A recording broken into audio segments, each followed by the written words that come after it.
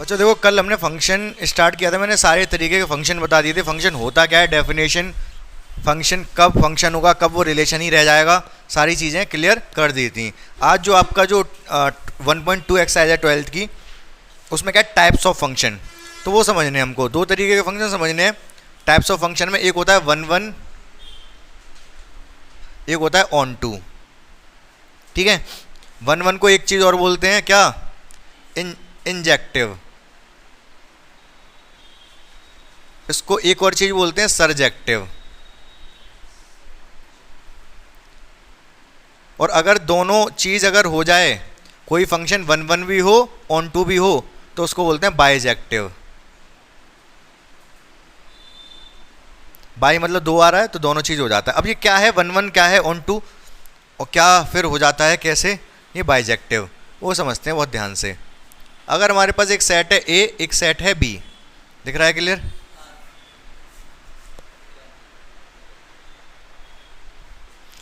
एक सेट है ए, एक सेट है बी। इसमें सपोज दे रखा है हमको 1 2 3 4 5 6। इसमें भी सपोज दे रखा है 1 2 3 4 5 6, 6 तक ही ले लो, 7 भी ले लो इधर। अगर मैं बोल देता हूँ कि यहाँ से इसका रिलेशन है 1 से, इसका 2 से, इसका 3 से, इसका 4 से, इसका 5 से, तो क्या ये फंक्शन है अभी?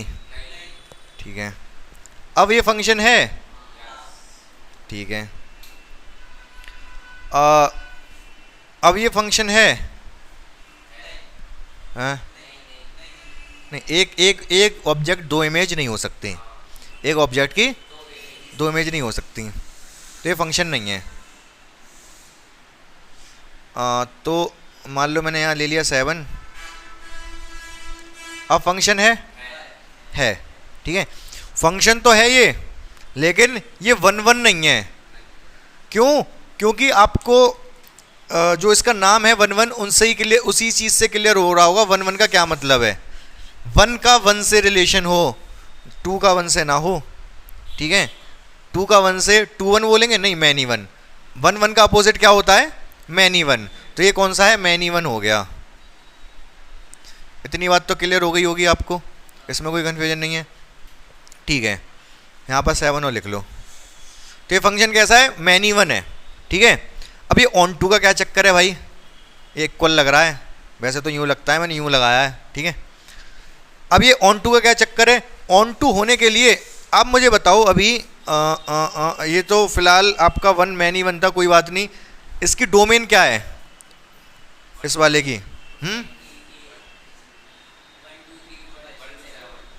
1 2 7, ठीक है, लिख नहीं रहा। कोडोमेन बताओ। 1 2 7, 1 2 3 4 5 6 7। रेंज क्या है इसकी, रेंज 1 2 3 4। क्या ये दोनों बराबर हैं? ये बराबर नहीं है। क्यों बराबर नहीं है? क्योंकि ऊपर 7 और आ रहा है, नीचे नहीं आ रहा। बस यही चीज़ है, दो तरीके से समझेंगे। एक तरीका तो ये है कि इधर वाला जो पोर्शन है, इधर कुछ भी खाली ना बचे, इधर कुछ भी खाली ना बचे, तब उस फंक्शन को ऑन टू कहा जाएगा, जब इधर कुछ भी ना बचे। या फिर दूसरे शब्दों में कह सकते हैं, जब कोडोमेन और रेंज बराबर होंगे, तब उस फंक्शन को हम क्या कह सकते हैं, ऑन टू फंक्शन कह सकते हैं। यहाँ पर कोडोमेन और रेंज बराबर नहीं है, क्योंकि 7 खाली बच गया। कोडोमेन में तो आया, लेकिन रेंज में नहीं आया। कोडोमेन रेंज अगर बराबर होते तो 7 भी ऑक्यूपाई होता, ऐसे होता कुछ, तब ये हो जाता। अब ये 1 1 भी है एक्चुअली, और ऑन टू भी है, क्योंकि 1 1 सबके रिलेशन 1 1 से हैं, और ऑन टू भी होगा क्योंकि सारे फील्ड हैं इसमें। तो जब 1 1 और ऑन टू फंक्शन होगा, तो उसी को हम बोल देते हैं बाइजेक्टिव, ठीक है। तो ये वाला जो फंक्शन अभी जो है यहाँ पर फंक्शन है, और ये बाइजेक्टिव फंक्शन है। समझ गए? 100% आसान टॉपिक है ये, ठीक है। लेकिन अब क्वेश्चन करते हैं, क्वेश्चन किस तरीके से, कैसे क्वेश्चन होंगे और किस तरीके से हमें उनको करना होगा, कॉपी पे किस तरीके से करके दिखाना होगा। एक्सरसाइज पे आते हैं। अब देखो 1 1 की डेफिनेशन समझनी होगी, डेफिनेशन के थ्रू हम समझेंगे, उसी से ये भी पता चलेगा हमें क्वेश्चन करने कैसे होंगे, ठीक है। तो क्या लिखा है मैंने, 1 1, a function f from x to y is said to be 1 1, या फिर injective if for every x1, x2 belongs to X, x1 x2 किसको में बिलोंग करेंगे? x में। भाई x की मैपिंग y से हो रही है ना, ठीक है, तो x1 x2 किस में होंगे? x में। मतलब ये वाला x है और ये वाला y है, इनमें बीच में फंक्शन कौन सा है? f। For every x1 x2 belongs to x, f x1 equal to f x2 implies x1 equal to x2। क्या मतलब है इसका? मैं समझाता हूं अभी। ये डेफिनेशन हो गई किसकी? 1 1 फंक्शन की। मतलब क्या है वो समझते हैं। ये कह रहा है कि x1 x2 एवरी, सारे जितने भी हैं सारे x1 x2 जो कि x को बिलोंग कर रहे हैं, सारे x1 x2 जो कि x को बिलोंग कर रहे हैं, f x1 f x2 अगर बराबर है तो x1 x2 बराबर होना चाहिए। मतलब कहने का ये है, जैसे बहुत ध्यान से समझोगे आप, अगर मैं फंक्शन ले लेता हूँ F X equal to X square, तो ये फंक्शन 1 1 नहीं होता है। ये फंक्शन 1 1 नहीं, क्यों? क्योंकि यहाँ पर अगर x की वैल्यू 2 रखोगे चाहे -2 रखोगे, वैल्यू क्या मिलेगी? 4।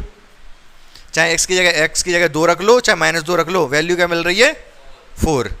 समझ पा रहे मेरी बात को? तो ये फंक्शन 1 1 तो नहीं है। अब ये डेफिनेशन के थ्रू क्या कहना चाह रहा है? डेफिनेशन के थ्रू ये कहना चाह रहा है, यही फंक्शन है हमारा F X equal to X square, मान लो फंक्शन है। तो बहुत ध्यान से समझोगे आप, ये कह रहा है कि हर एक x1 सारे जितने भी हो सकते हैं पॉसिबल, अगर हमें जैसे मान लो ये दिखाना है, जैसे ये F X equal to X square 1 1 नहीं है, हमें ये शो करना है, ठीक है, तो हम इस डेफिनेशन को कैसे यूज करेंगे वो समझाता हूं। आप देखो कि f2 बराबर है f-2 के, है या नहीं? f2 और f-2 दोनों की वैल्यू 4 आ रही है इस फंक्शन में। f2 और f-2 दोनों की वैल्यू क्या आ रही है? 4। f2 इक्वल है f-2 के, but 2 is not equal to -2, ठीक है। यहां पर इंप्लाइज मत लगाओ, बट लिखो। f2 इक्वल है f-2 के, बट 2 और -2 इक्वल नहीं है, ठीक है। इसका क्या मतलब है? इसका मतलब ये निकल के आ रहा है कि दो ऐसी वैल्यू हैं f2 और f-2 जिन पे सेम वैल्यू मिल रही है, जबकि ये बराबर नहीं है। हाँ, अगर देखो वैल्यू अगर सेम होगी, अगर f(x2) दो वैल्यू हैं f(x1) f(x2), ठीक है, तो अगर ऐसा बराबर है, गलती से आपने ऐसा बराबर लिख लिया है, तो ऐसा बराबर तभी होना चाहिए जब वैल्यू ही बराबर हो। भाई अगर वैल्यू ही बराबर होगी, जैसे मान लो 4 = 4, अगर वैल्यू बराबर है, दोनों वैल्यू बराबर है, x1 भी ये है x2 ये है, समझ पा रहे मेरी बात को? x1 भी 4 है x2 भी 4 है, तब तो ये बराबर होंगे, तब तो ये बराबर होंगे, ठीक है। तो तब तो कोई प्रॉब्लम नहीं है, वैल्यू सेम है, तब तो फंक्शन की वैल्यू बराबर होगी। लेकिन अगर यहाँ x1 है और यहाँ x2 है और ये बराबर हैं, तब हम ये दिखा दें किसी भी तरीके से, एक्चुअली यहाँ पर दो डिफरेंट वैल्यू नहीं है, ये x1 x2 तो सेम ही है। अगर सेम है तब तो बराबर होगा भाई, ठीक है, लेकिन डिफरेंट वैल्यू पे ये बराबर नहीं होना चाहिए, जो कि यहाँ पर था 2 और -2 पर डिफरेंट वैल्यू पे बराबर था। ये समझिए मेरी बात को आप, हाँ या ना? क्लियर है? 100%? देख लो एक और बार, सोच लो हल्का सा, कोई डाउट हो तो पूछो। तो यही डेफिनेशन है बच्चों, देखो यही करके दिखाना होगा मैं जब 1 1 करेंगे। तो क्या एक और बार बता दे रहा हूँ, मैं 2-3 बार वैसे बोल चुका हूँ इस सेंटेंस को। अगर f(x1) f(x2) के बराबर है तो ये तभी होना चाहिए जब x1 x2 के बराबर हो। हम लेंगे ना वो, हम ये ऐसा लेंगे, हाँ अब वो क्वेश्चन से समझ में आ जाएगा। हम ऐसा दो वैल्यू लेके चलेंगे, हम दिखाएंगे कि ऐसा पॉसिबल नहीं है, हम दिखाएंगे x1 x2 के बराबर है। अगर ऐसा लेने के बाद कुछ ऐसा आ गया, दो डिफरेंट वैल्यू के लिए बराबर आ गए, तो फिर वो 1 1 नहीं है, ठीक है। जैसे इसी एग्जाम्पल के लिए लेके समझाता हूँ मैं। यहाँ पर ये वैल्यू के थ्रू तो मैंने समझा ही दिया, अभी मैं समझाता हूँ। जैसे हमारा फंक्शन, सपोज क्वेश्चन यही है, f(x) = x² है, हमें ये शो करना है कि 1 1 नहीं है, ठीक है। दो तरीके हैं शो करने के, तो वैसे जैसे हेडिंग बना के बताता हूँ मैं, करेंगे तो वैसे ही फॉर 1 1, हेडिंग क्या डाल देंगे? फॉर 1 1। तो इसमें सबसे पहले क्या किस तरीके से करेंगे, यही डेफिनेशन लगाएंगे, for x1, x2 belongs to x, या फिर जिसमें भी नेचुरल नंबर में दे रखा हो तो नेचुरल नंबर ले लेंगे। नेचुरल नंबर में तो हो जाएगा, रियल नंबर इंटीजर्स में ले लेते हैं, मतलब ये फंक्शन इंटीजर्स में डिफाइंड है। तो Z1 Z2 इस तरीके से, ठीक है। तो Z1 Z2 किसको बिलोंग कर रहे हैं? इंटीजर को बिलोंग कर रहे हैं। लेट fx1 बराबर है fx2 के।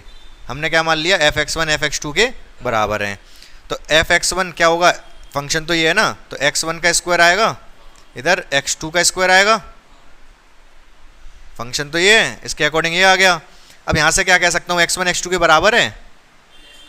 हाँ क्या प्लस माइनस? हाँ प्लस माइनस लगा सकते हो, या फिर दो तरीके हैं सॉल्व करने के, या तो प्लस माइनस लगा लो, या फिर आप सोच रहे हो कि स्क्वायर हटा के प्लस माइनस, एक तो वही तरीका होता है, डायरेक्ट भी लिख सकते हो, या फिर वैसे समझ में ना आ रहा हो तो x1 का स्क्वायर उसको इधर ले आओ, x2 का स्क्वायर ऐसे लिख सकता हूँ, इधर ला के माइनस का हो गया ना।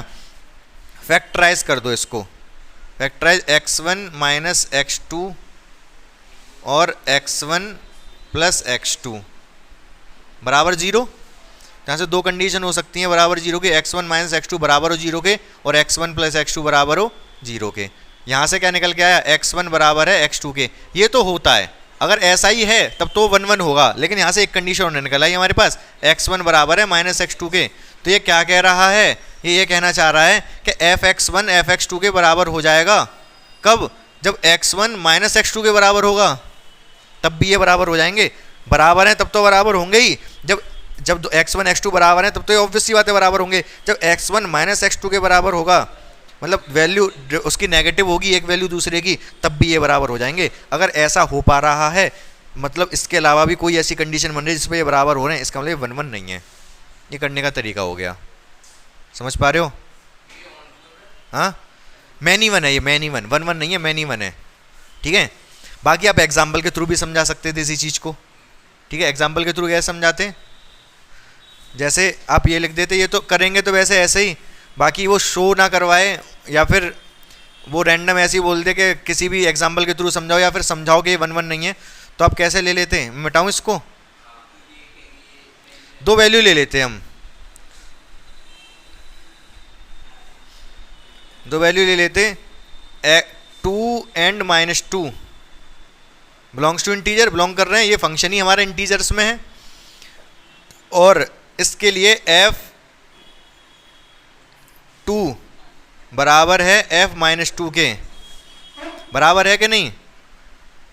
बोलो, या फिर ऐसे लिख लो आप चाहो तो, 2 का स्क्वायर बराबर होता है -2 का स्क्वायर के, होता है, 4 होते हैं दोनों। अब ये 2 का स्क्वायर है तो मैं इसको f2 बोल सकता हूँ, ये -2 का स्क्वायर है, फंक्शन के अकॉर्डिंग इसको f-2 बोल सकता हूँ, ठीक है। f2 बराबर है f-2 के, बट 2 नॉट बराबर नहीं है -2 के। इसका मतलब ये निकल के आ रहा है कि ये वही चीज़, ऐसे चाहो तो ऐसे बना के भी दिखा दो उसको, चाहे वैल्यू x की 2 रखो चाहे -2 रखो, दोनों केसेस में वैल्यू 4 मिल रही है, साफ साफ दिख रहा है कि मैनी वन फंक्शन है। समझ पा रहे हो? करना लेकिन उसी तरीके से जैसे मैंने पहले वाले तरीके से बताया। समझ गए? 100% समझ में आ गया? ठीक है। तो देखो ऑन टू की डेफिनेशन के बारे में बात कर ले रहे हैं, समझा मैं चुका हूँ होता क्या है। डेफिनेशन में देखो, a function f x from x to y is set to be onto if for every y belongs to y। y belongs to y मतलब इसमें जो एलिमेंट है इसमें y में, for every y belongs to y there exist an element in x belongs to x। क्या होना चाहिए? हर एक y के लिए इधर एक ऑब्जेक्ट प्रेजेंट होना चाहिए।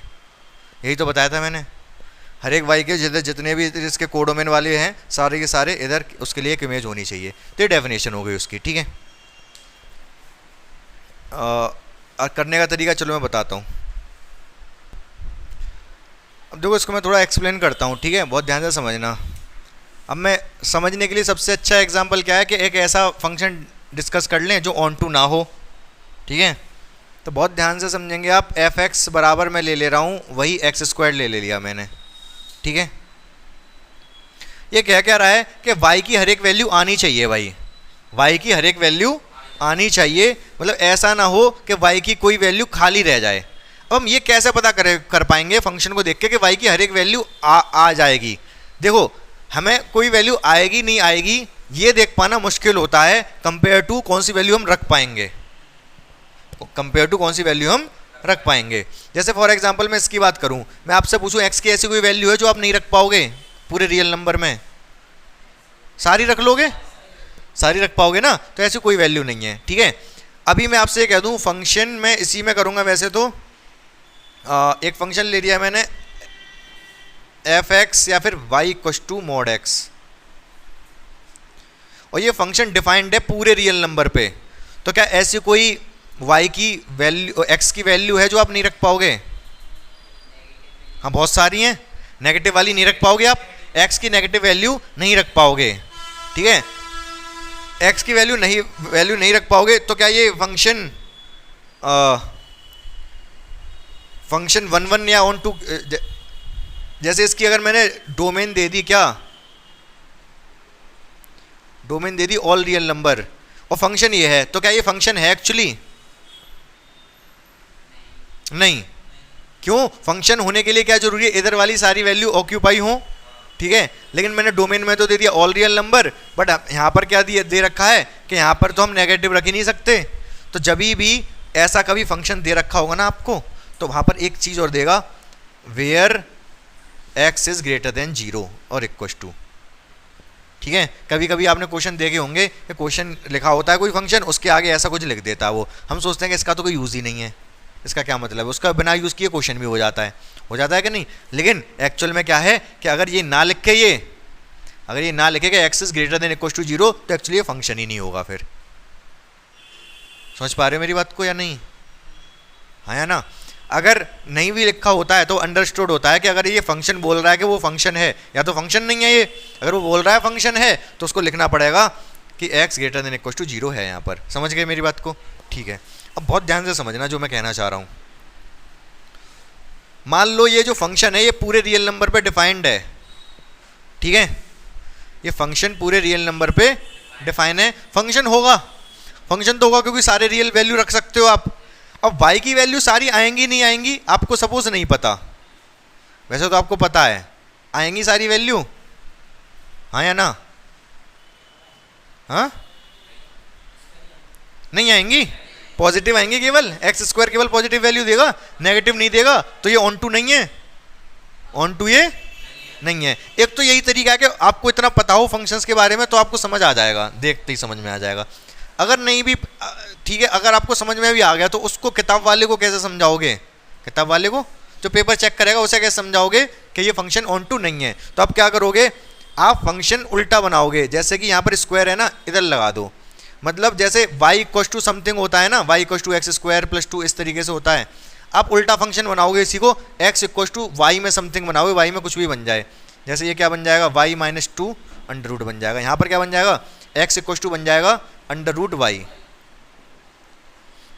तो अब हम चेक करेंगे क्या मैं y की सारी वैल्यू रख पा रहा हूँ। अगर मैं यहाँ पर y की सारी, एक्चुअली यहाँ पर वही मैंने बताया कि हम जो रख पा रहे हैं वो देखना आसान होता है, और जो आएगा वो देखना थोड़ा मुश्किल होता है, क्या क्या आ पाएगा। तो हमें यही तो पता करना था कि क्या सारी y की वैल्यू आ पाएंगी कि नहीं आ पाएंगी। इस फंक्शन में यही तो चेक करना था, y की सारी वैल्यू आ पाएंगी कि नहीं आ पाएंगी। मैंने y रखा है यहाँ पर और y कन्वर्ट कर दिया, फंक्शन को इधर x बनाया, इधर फंक्शन ऑफ y बना दिया। अब मुझे ये नहीं देखना y की सारी वैल्यू आ पाएंगी नहीं आ पाएंगी, ये देखना है y की सारी वैल्यू रख पाऊंगा कि नहीं रख पाऊंगा। नहीं रख पाऊंगा नेगेटिव वाली, तो इसका मतलब ये फंक्शन ऑन टू नहीं है। समझ पाए? थोड़ा थोड़ा पूरा समझ आ गया? बहुत अच्छी बात है, तो आगे बढ़ते हैं फिर। और जो फर्स्ट वाला क्वेश्चन पढ़ो आप, ठीक है, अच्छा क्वेश्चन है, इससे थोड़े बहुत कंसेप्ट क्लियर हो जाएंगे। तो जो क्वेश्चन क्या दे रखा था, f डिफाइंड है कहाँ से का, r* से r। अभी r* क्या है, ऑल रियल नंबर एक्सक्लूडिंग 0। ठीक है, 0 एक्सक्लूड करके, 0 नहीं है, सब कुछ है, सारे रियल नंबर हैं। मतलब इसकी डोमेन में भी यही है और कोडोमेन में भी यही है। ठीक है, फंक्शन क्या दे रखा है, f(x) = 1/x। ठीक है, अब हमें शो करना है कि 1 1 या ऑन टू नहीं है। तो किस तरीके से शो करेंगे, दो पार्ट में है, एक तो यही है, फिर इसकी डोमेन कोडोमेन चेंज कर दिए, वो दूसरा पार्ट हो जाएगा इसका। क्वेश्चन नंबर 1 सबसे पहले वाली करेंगे, तो किस तरीके से करेंगे, यहाँ पर हेडिंग डाल देंगे फॉर 1 1। 1 1 के लिए किस तरीके से दिखाएंगे, for every x1, comma x2 belongs to क्या, चलो आर स्टार लिख लो चाहे x लिख लो, ठीक है, x तो है ही नहीं ना, आर स्टार ही लिखना पड़ेगा, आर स्टार, ठीक है। इफ f(x1) बराबर है f(x2) के, तो यहाँ से इसको फंक्शन को यूज़ करो, 1/x1 बराबर 1/x2, x2 इधर जाएगा, x1 इधर जाएगा, और तो कोई ऑप्शन है नहीं आपके पास। कुछ भी ऐसी मत करना पॉसिबिलिटी कम हो जाए, सारी पॉसिबिलिटी लेनी पड़ेंगी। x1 x2 के बराबर आ गया, तो यहाँ से क्या कह सकते हैं, f(x1) बराबर f(x2) implies that x1 = x2। तो क्या कह सकते हैं, हैंस फंक्शन इज 1 1, ठीक है। तो यहाँ से कह सकते हैं फंक्शन क्या है, 1 1 है, ठीक है। फॉर ऑन टू, तो हमारा फंक्शन क्या दे रखा है, f(x) = यहाँ पर किस तरीके से करेंगे, f(x) = 1/x दे रखा है, इसको y लेट कर लेंगे, x को इधर ले जाओ, y को इधर ले आओ। अब क्या y की सारी वैल्यू रख सकते हो आप, हाँ रख सकते हैं, जीरो को छोड़ के, और जीरो इसने एक्सक्लूड भी कर रखा है, ठीक है। क्या लिखेंगे, x इज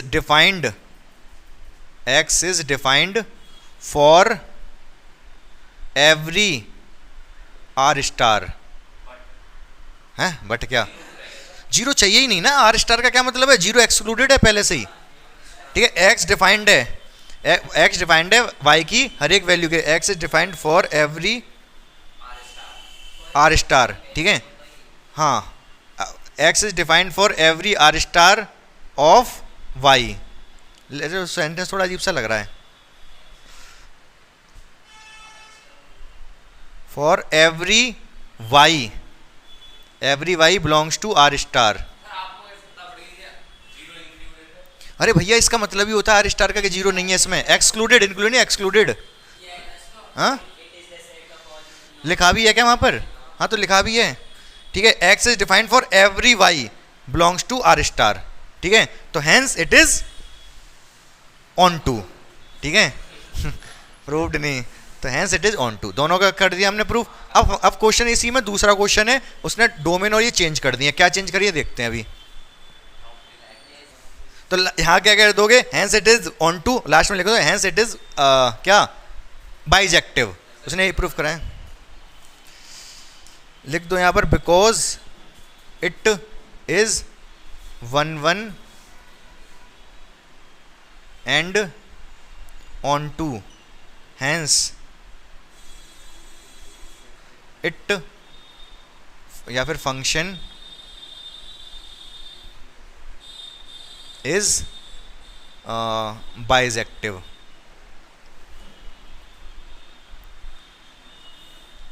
यहाँ पर एक लाइन और लिखनी पड़ेगी, देयरफॉर करके लिख दो, therefore it is onto, एक लाइन और लिख देना, therefore it is onto because it is 1 1 and 2, hence function is bijective, ठीक है। इसी का जो क्वेश्चन का सेकंड पार्ट है उसमें कुछ चेंज किया था, डोमेन या कोडोमेन, देखो जल्दी, डोमेन को शायद एन कर दिया इसने, डोमेन को क्या कर दिया इसने, एन कर दिया, कोडोमेन को क्या रखा है, कोडोमेन आर स्टार ही रखी है, डोमेन इसने एन कर दी, ठीक है, कोई दिक्कत नहीं है। तो यहां तक तो सब कुछ सेम रहेगा, फंक्शन यही है, for every 1 1 for every x1 x2 belongs to n, N कर दिया ना, जितने भी नेचुरल नंबर हैं x1 x2 कुछ भी ले लो, f(x1) और f(x2) के बराबर है, तो 1/x1 1/x2 बराबर हो जाएंगे फंक्शन के अकॉर्डिंग, x1 इधर जाएगा x2 इधर जाएगा, तो बराबर आएंगे, यहाँ तक कोई चेंज नहीं आया। अब सोच रहे हो क्यों, क्योंकि नहीं आएगा, हाँ दोबारा होगा सवाल, अब क्वेश्चन चेंज हो गया, अब यहाँ से एक हो गया, अब दूसरा पार्ट शुरू हो गया उसी का, यहाँ एन कर दिया, यहाँ आर कर दिया, तो 1 1 के लिए तो सेम प्रोसेस रहेगा, ठीक है ना। अब सोच के देखो हल्का फुल्का, तभी समझ में आएगा, जैसे इधर इसने नेचुरल नंबर 1 2 3 4 5 ये सब कर दिए, ठीक है, और इधर आर स्टार सब कुछ है, मतलब सारे रियल नंबर हैं, ठीक है। तो अब जब वैल्यू रखेंगे इस फंक्शन में, सपोज हमने यहाँ पर वैल्यू 1 रख दी, तो क्या 1 ही देगा ये, ठीक है। अगर मैंने यहाँ एक्स की 2 रख दिया, एक्स की 2 रखा तो 1/2 देगा, हाँ पॉजिटिव वैल्यू देगा, 1/2 देगा ये, ठीक है। अगर x की वैल्यू 3 रखी तो 1/3 देगा, 4 रखी तो 1/4 देगा, सारी फ्रैक्शनल वैल्यू देगा ये 0 तक, समझ पा रहे हो ना। सारी फ्रैक्शन वैल्यू देगा तो एक वैल्यू एक ही ना, 2 थोड़े ना दे देगा। तो कुछ नहीं है, बस ये लिख दो इस तरीके से 1 1 के लिए। अगर आपको पता चलेगा 1 1 है तो ये सब लिखना है, इफ f(x1) बराबर f(x2), फंक्शन जो भी दे रखा हो वो लिख दो। अब इधर उधर ले जाके x1 x2 1 1 तो हो गया ये। इधर आ जाओ फॉर ऑन टू के लिए। ऑन टू के लिए जब आओगे तब हमें क्या चेक करना है, वही f(x) बराबर ये रख दिया, y बराबर ये रख दिया। तो क्या सारी y की वैल्यू रख सकते हो आप यहाँ पर, सारी y की वैल्यू रख सकते हो आप। y की वैल्यू 4 रख सकते हो, नहीं रख पाओगे। अगर आपने y की वैल्यू रखी 4 तो x की वैल्यू क्या आएगी 1/4, जो कि नेचुरल नंबर है ही नहीं। x की या तो नेचुरल नंबर रख सकते हैं ना डोमेन पार्ट में, और x क्या है, डोमेन वाला पार्ट है। अगर आपने y की वैल्यू 4 रखी तो x की कोई वैल्यू नहीं आएगी, x की वैल्यू 4, अगर आपने 4 रखा तो 1/4 आएगा, जबकि 1/4 इसके डोमेन में है ही नहीं। इसका मतलब x और जो y में तो कुछ भी रख सकता हूँ मैं, 4 भी रख सकता हूँ, एक्चुअली सारी रियल नंबर रख सकता हूँ। तो मतलब ये ऑन टू नहीं है, समझ पा रहे हो। क्या लिखोगे यहाँ पर, because x is not define for every y belongs to r star, ठीक है। सारे y के लिए x डिफाइन नहीं है, ठीक है। x नॉट डिफाइन की जगह लिख देना x is not in natural number, x is not natural, या फिर n लिख सकते थे natural number. x is not natural number for every value of y, हर एक y की वैल्यू के लिए नेचुरल नंबर आ ही नहीं रहा, जबकि x नेचुरल नंबर होना चाहिए, ठीक है। तो क्या लिख देंगे, therefore it is not onto. सही बात है ये, समझ गए कि नहीं समझ पाए कंसेप्ट को, आसान है, ठीक है। अब देखो दूसरा जो क्वेश्चन है बच्चों, अच्छा क्वेश्चन है, बस वहां पे चेक करना है कि इंजेक्टिव और सर्जेक्टिव है कि नहीं, मतलब 1 1 और ऑन टू है कि नहीं। सबसे पहला जो सवाल है उसमें दे रखा है function n to n natural number two natural number defined है, और फंक्शन क्या दे रखा है f(x) बराबर x²। तो ये तो मैंने जब आपको अभी कंसेप्ट समझा रहा था इसका तभी बता दिया था। 1 1 है ये, नहीं है, क्यों, क्योंकि f(2) बराबर है f-2 के, दोनों की वैल्यू 4 आएगी, ठीक है। f-2 बराबर है f2 के, क्योंकि बिकॉज दोनों 4 आएंगे, इसका मतलब इट इज नॉट 1 1। अच्छा, ये बिल्कुल सही बात, बहुत सही बात कही तुमने। तो हो जाएगा ये, ठीक है। नेचुरल नंबर में तो f(x1) बराबर होगा f(x2) के फॉर एवरी n। चाहो तो आप बना के दिखा दो, वैसे तो उसको हाँ या ना में जवाब देना है आपको। इधर भी n है, इधर भी n है, 1 2 3 4 5। 1 के लिए वैल्यू ये 1 ही देगा, 2 के लिए ये 4 देगा, 5 के लिए 9 देगा, 4 के लिए 16 देगा, 5 के लिए 25 देगा। सही बात है, तो 1 1 है, कोई दिक्कत नहीं है नेचुरल नंबर पर, तो 1 1 तो है ये, ठीक है। 1 1 पे मैं क्या कर दे रहा हूँ, टिक। ऑन टू बता दो, ऑन टू नहीं है, साफ साफ दिख रहा है, पूछो क्यों। बीच की 2 3 तो रह ही गई, 5 6 7 रह गए, तो ऑन टू नहीं है ये, पहला वाला खत्म, ठीक है। दूसरा सवाल क्या है, दूसरा सवाल है इसमें सारे, हाँ सारे ऑक्यूपाई होने चाहिए, यही तो बताया मैंने। इधर क्या है, Z to Z, Z to Z। अब बताओ 1 1 ऑन टू में, 1 1 भी नहीं है, ऑन टू भी नहीं है। अब क्यों नहीं है, 1 1 क्यों नहीं है, क्योंकि वही चीज़ जो मैं बताया था f-2। अब जब आएगा यहाँ पर -1 लगा लो, इधर जब -1 लगाओगे आप तो इसकी वैल्यू भी +1 ही देगा ये, और -2 लगा लो आप, -2 की वैल्यू भी 4 ही देगा ये। तो ये मैनी 1 है, 1 1 नहीं है, 1 1 नहीं है, ऑन टू तो है ही नहीं। क्यों नहीं है, वही 1 1 और 4 के बीच में 2 3 भी आ रहा है, वो कभी नहीं मिलेगा आपको। हाँ ठीक है। तीसरा क्या कह रहा है, आर आर आर आर। अब बताओ 1 1 ऑन 2 क्या चक्कर है? हाँ रियल नंबर, रियल। तो बताओ। हाँ 1 1 नहीं होगा, सेम चीज है भाई। 2 के लिए भी 4 देगा, -2 के लिए 4 देगा रियल नंबर में, तो 1 1 तो नहीं है। ऑन 2, हाँ ऑन 2 नहीं होगा। क्यों नहीं होगा? क्योंकि नेगेटिव वाली रियल नंबर नहीं देगा, सारे पॉजिटिव देगा। अगर मैं इसको ये कर दूं आर पॉजिटिव, अब बता दो, अब ये होगा, सारी रियल नंबर दे देगा, पॉजिटिव वाली तो सारी दे देगा, ये नेगेटिव वाली नहीं दे पाएगा। अब ऑन 2 हो जाएगा, क्योंकि आप सोचोगे √2, सॉरी 2 कब मिलेगी? इधर 2 √2 पे मिल जाएगी। जब इधर √2 होगा, √2 का स्क्वायर 2 मिल जाएगा। कोई भी नंबर ले लो, इधर रूट में ले लो, मिल जाएगा उधर वाला नंबर। अगर इधर आर पॉजिटिव है तब ये ऑन 2 हो जाएगा, लेकिन फिलहाल यहाँ आर पॉजिटिव नहीं दे रखा, केवल आर था तो ऑन 2 भी नहीं था, कोई नेगेटिव वाले नहीं मिल रहे उधर के। ठीक है, समझ गए? आगे आ जाओ, इसमें x³ वाले पे आ जाओ। फंक्शन कर दिया इसने x³, कौन से 4th में किया है शायद, चल रहा है, इसकी सांसें हैं अभी, थोड़ी बहुत हैं, बस ख़त्म ही होने वाली है। तो बता दो जल्दी फटाफट, x³ में सबसे पहले n दिया है इसने, 1 1 ऑन 2 होगा या नहीं? जल्दी बोलो भाई।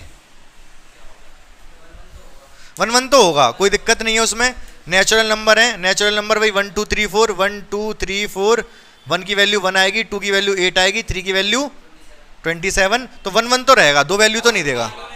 ऑन 2 नहीं होगा, ये भी बात बिल्कुल सही है, क्योंकि बीच वाली सारी वैल्यू गायब हैं। ठीक है, फिर इसके बाद क्या कह रहा है?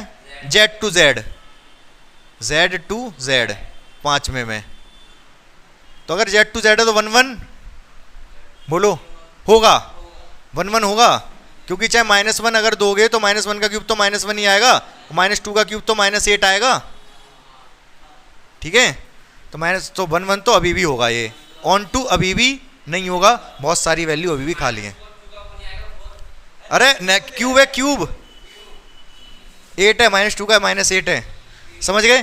तो 2 सवाल तो हमने कर लिए यहाँ तक। ठीक है, कंसेप्ट आप पूरा समझ गए, 2 सवालों में कंसेप्ट आप पूरा समझ गए। आगे के जो थ्योरेटिकल टाइप के क्वेश्चन है, कुछ ऐसी कंसेप्चुअल होंगे वो तो हो जाएंगे, बाकी थ्योरेटिकल होंगे तो उनमें थोड़ा बहुत लिखना पड़ेगा, जैसे पहली वाली एक्सरसाइज में लिखना पड़ा था।